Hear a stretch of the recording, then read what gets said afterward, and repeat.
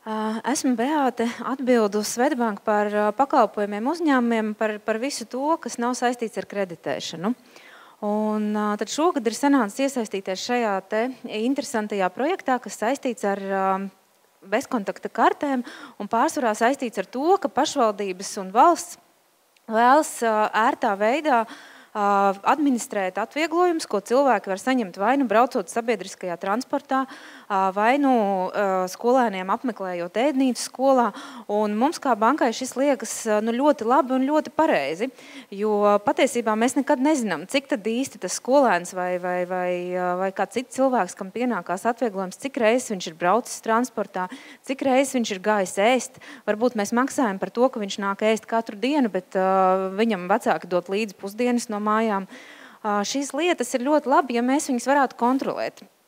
Un tad rodas jautājums, kas tad būtu pareizais veids, kā mums to darīt, vai tur ir jāiesaistās bankai, varbūt tur jāiesaistās pašai skolai, un ir ļoti daudz neatbildētāju jautājumu par šo tēmu. Un mums no bankas puses jau sen bija dažādas idejas, kā to varētu darīt, kā mēs varam palīdzēt, un, protams, arī mēs kā banka veicinām vienmēr to, kas aizstāj skaidru naudu, jo skaidra nauda tas ir ilgi, tas ir sarežģīti, un mēs redzam, ka ir bankas kartes, kas ļoti daudzas lietas varētu atrisināt. Un atgriežoties pie bankas kartēm un pie tā, kā mēs esam pieraduši viņas redzēt, tad es mēģināju atgriezties pie pamata un saprast, kā es domāju tad, kad es nestrādāju bankā. Un kas tad bija šīs bankas kartes un vispār karšu maksājumi priekš manis personīgi tajā brīdī, kad es neko nezināju no otras puses. Un tāda pamata lieta par šo ir tādas divas puses vispār karšu biznesam un tam skatam, kā banka skatās uz kartēm. Viens ir izdot kartes. Tā var būt šī Swedbank karte, kas ir mūsu oranžā karte, kas ir lielākajai daļai mūsu klientu. Tā var būt ISIC karte, tā var būt arī kāda kredītkarte. Ir daudz šie karšu veidi, bet viss sākās ar to, ka banka izdod karti.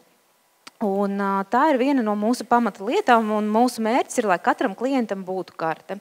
Šobrīd diezgan lepni jau varam teikt, ka lielākajai daļai no klientiem ir vismaz viena karte. Daudziem pat ir 2 un pat 3. Un, ja skatās uz karti, tad karti mēs izdodam vienu reizi, un ja mēs gribam šo karti papildināt ar kādām papildus lietām, piemēram, pielikt viņai klāt kaut kādu atlaidi vai kādu funkciju, tad faktiski sanāk tā, ka mums tas cilvēks ir jāsauc uz banku vēlreiz, jo tā viena plastika tāda, kāda viņa ir izdota, viņa ir tam cilvēkam, un mēs nevaram šajā kartē attālināt ielikt kaut kādas papildus funkcionalitātes. Tas ir tāpat kā nopirkt mēteli ar brūnām pogām un pēc tam cerēt, ka tās pogas pārvērtīsies par melnām, bet tas, diemžēl, nav iespējams. Bet šim karšu biznesam, kur strādā bankas, ir arī otra puse. Un šī ir karšu pieņemšanas puse. Un tā ir tā puse, ar ko mēs kā privātpersonas varbūt saskaramies retāk un tā par to nedomājam, bet faktiski katru reizi, kad mēs izvelkam karti, lai maksātu veikalā, mums pretī ir terminālis, kurā mēs šo karti ieliekam.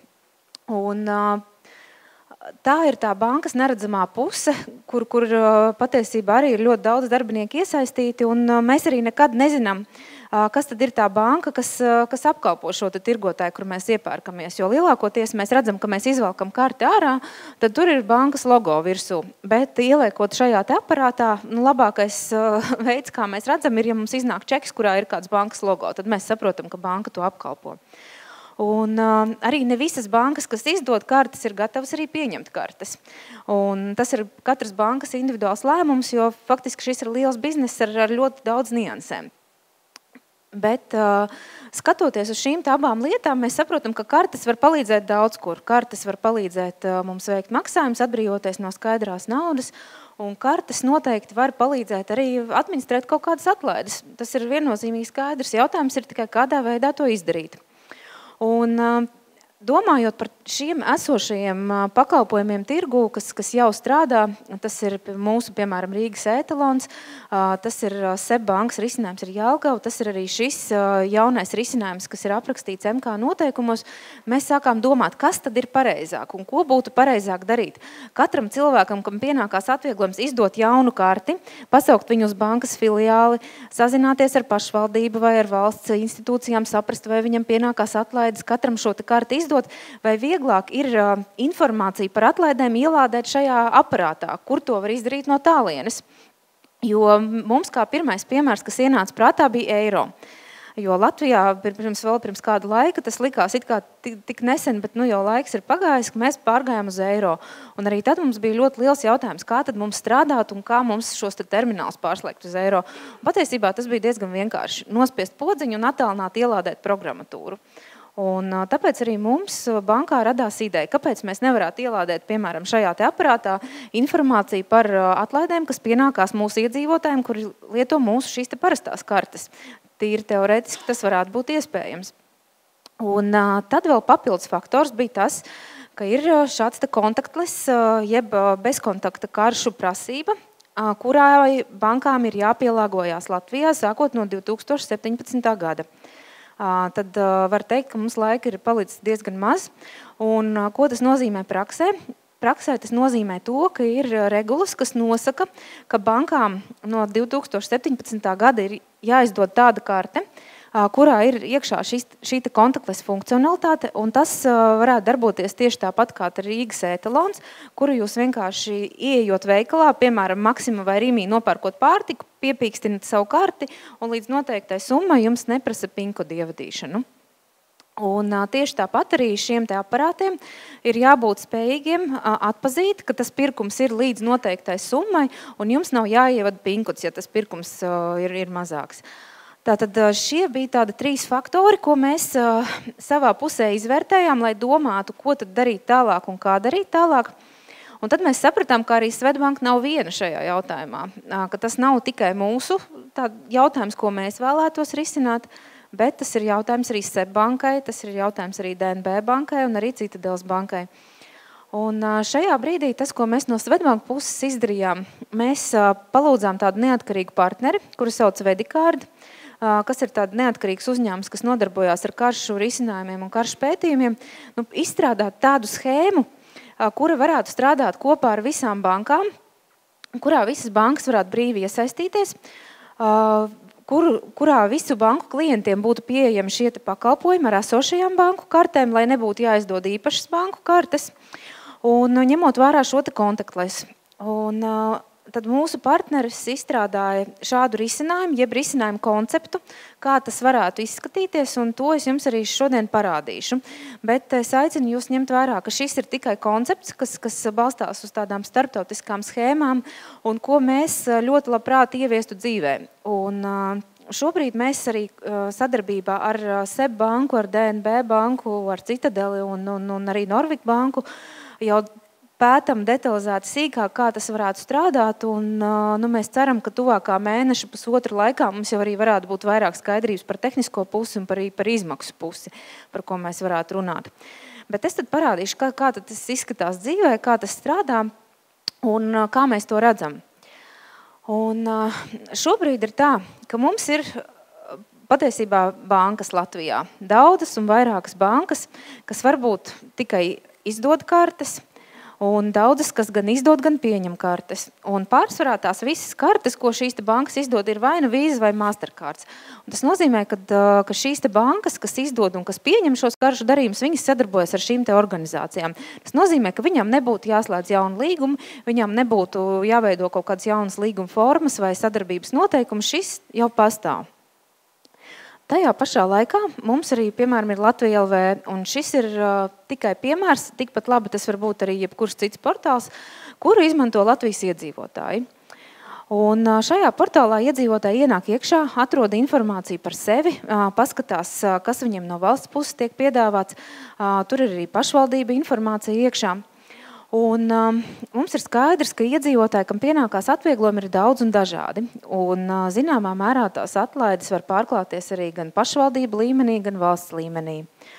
Un šobrīd esošie MK noteikumi regulē to, ka mums ir tādas 3 grupas iedzīvotāji, kam pienākās atlaides, bet ko mēs saprotam, kas sasaucās ļoti skaidri ar iepriekšējo runātāju stāstīto, ka mums faktiski ir problēmas ar datiem, kur mums nav tāda online informācijas apmaiņa ar valsti, un kur mums nav tāds apvienots reģistrs, kur mēs kā bankas vai arī jebkurš cits cilvēks varētu redzēt, kas tad ir personas, kurām pienākās atvieglojumi. Vai tās ir politiski represētās personas, vai tie ir bērnu bāreņi, vai tie ir invalīdi. Faktiski nav šāda viena vietne, kurā to var redzēt.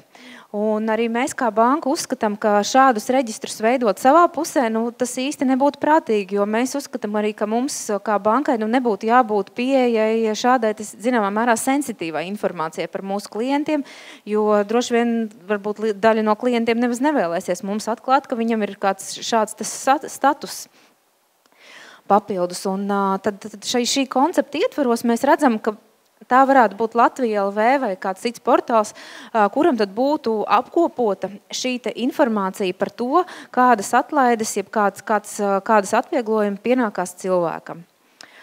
Un tad šie kompensācijas saņēmēji, kuriem lielākai daļai jau šobrīd ir konts bankā, kuriem lielākai daļai jau šobrīd ir kādas bankas karte, tai nav jābūt Svetbanka kartei, tā var būt jebkuras citas bankas izdota karte, un tad šis kompensācijas saņēmējs varētu šo karti piereģistrēt portālā Latvija LV.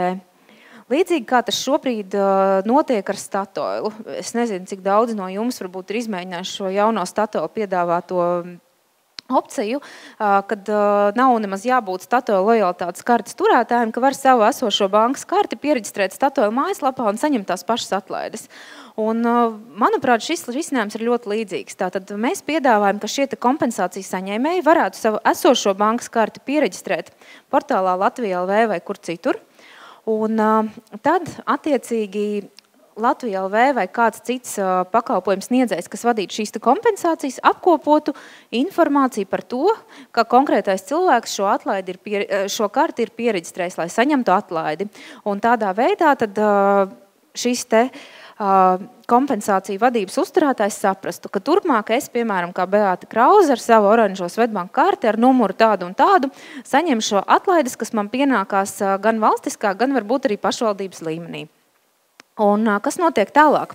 Tad tālāk šis viens, kas ir kompensācijas saņēmējs, vai nu iepriekšpārdošanas kasēs vai pašā iekāpjot autobusā, ievieto šo savu karti, kuru viņš ir piereģistrējis postterminālī, vai nu piepīkstina viņu, vai ievieto un ievada PIN-kodu atkarībā no summas, un tajā brīdī jau šis aparāts, kurā iekšā ir informācija par visiem atlaižu saņēmējiem, pārbauda, cik tad naudas no šī cilvēka ir jānoņem. Vai viņam pienākās atlaide un viņš par braucienu nemaksā vispār neko, vai viņam pienākās atlaide un viņš samaksā, piemēram, 50%, vai viņš samaksā, piemēram, 30%. Un tad tajā brīdī tā banka, kas apkalpo šo konkrēto termināli, tad viņa darījuma brīdī apmainās ar informāciju ar šo pakalpojumu sniedzēju, kas uztur atlaides. Un tātad pārbaudot to, cik no šī konkrētā cilvēka konta ir jānoraksta nauda, tad tā nauda tiek norakstīta. Un šeit, kas ir galvenais, ko mēs vēlamies uzsvērt, ka pārvadātājiem šajā brīdī ir jāsaņem pilna summa. Un mēs no bankas puses kreditējam pārvadātāju par katru pārvadāto cilvēku, bet pēc tam jau piestādam atskaiti autotransporta direkcijai, un autotransporta direkcija tad norēķinās ar mums par tiem pasažieriem, kam bija kompensējumie braucieni. Un tikpat labi arī šeit mēs redzam, ka tā varētu būt gan autotransporta direkcija, gan arī pašvaldības. Jo, ja pašvaldība vēlētos iesaistīties šādā schēmā, tad tas varētu būt arī plašāk. Tā varētu būt ne tikai transports, bet arī ēdināšana skolā. Un, piemēram, skolā ēdinot bērnu, viņš tad ieliktu, piemēram, savu karti vai piepīkstinātu savu karti, un tajā brīdī tad tiktu pārbaudīts, vai viņam pienākās atlaide ēdināšanai vai nē. Mēs samaksātu ēdinātājiem pilnu summu, bet tad jau ar pašvaldību pēc savstarpējām atskaitēm vienotos par to summu, ko pašvaldība samaksā. Un pašvaldībai būtu zināms, ka tiešām tie skolēni ir ēduši, kam pienākās atlaides, viņi samaksā par faktiski apēsto ēdienu, ja tā var teikt. Un arī mēs bankas pusē nekonkurējam ar to, ka mums ir jāizdod kāda īpaša karta, ka mums visi pašvaldības iedzīvotāji ir jāvirz uz vienu banku. Faktiski šeit ir galvenā doma tāda, ka mēs kā bankas sadarbojamies kopā, un jebkurš cilvēks ar jebkuru savu esošo karti var saņemt to pakalpojumu viņam ērtā veidā.